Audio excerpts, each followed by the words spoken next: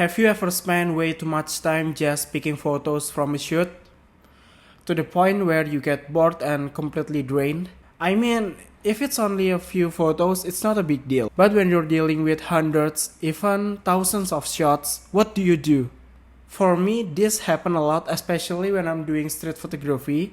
You know how it is. You walk around for hours, chasing moments, react quickly, shooting anything that feels interesting. And before you realize it, you go home with like 500, 800, sometimes even more than 1,000 photos in one day. And the funny thing is, the real struggle actually starts after that. Because now you have to sit down, open all those files and go through them one by one. Zooming in, checking focus, comparing similar shots, deciding which one is slightly better than the other.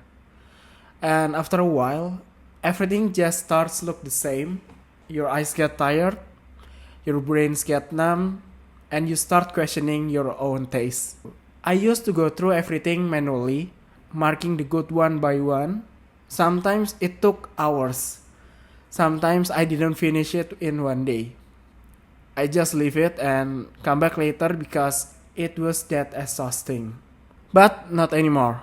I recently found this app called Aftershoot, and honestly, it helps a lot when it comes to culling photos. It feels like having an assistant who goes through all your photos first and gives you a solid starting point. What used to take hours or even days now only takes a few minutes. And for someone like me who shots a lot, especially on the street, that time difference is huge. Alright, let's get into it. So this is the interface.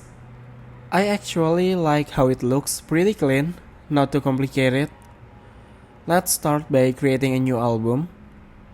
Wow, looks like we can use raw photos for the selection process, and it can also connect directly to Lightroom. That's pretty cool. After that, we choose the type of photography. Since this is an example from street photography, I'll just pick something else. Once the photos are imported, we move on to the culling settings. There are two options: AI automated culling and AI assisted culling. I'm going with AI automated culling so it can automatically pick the best photos for review. There are also different culling levels: extreme, few, standard, and more. I feel like extreme would give me way too few photos, so I'll go with few to still have some options to choose from. And then we start culling.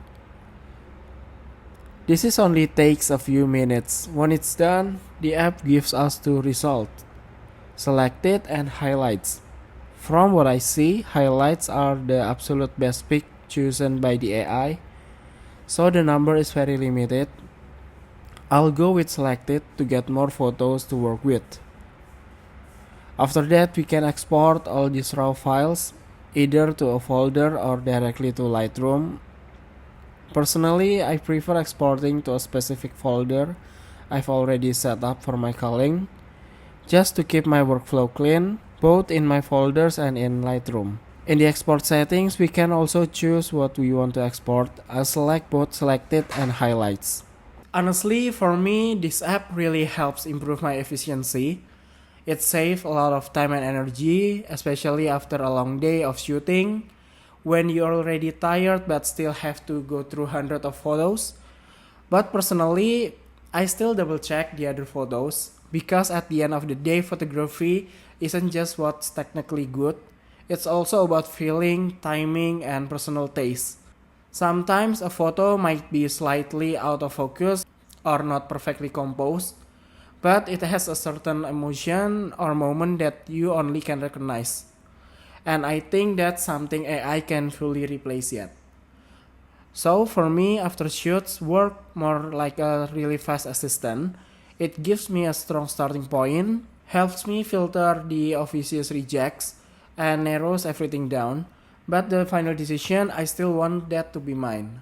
Overall, this app really makes the whole process feel lighter and way more manageable. Instead of feeling overwhelmed by thousands of photos, I can focus more on the creative side like editing, storytelling, and actually enjoying the results of my work. That's the video. If you're someone who shoots a lot, wherever it's street photography, events, or anything else, I think this tool is definitely worth trying. Hope you find this helpful and hope you like it, and don't forget to subscribe. Thanks for watching.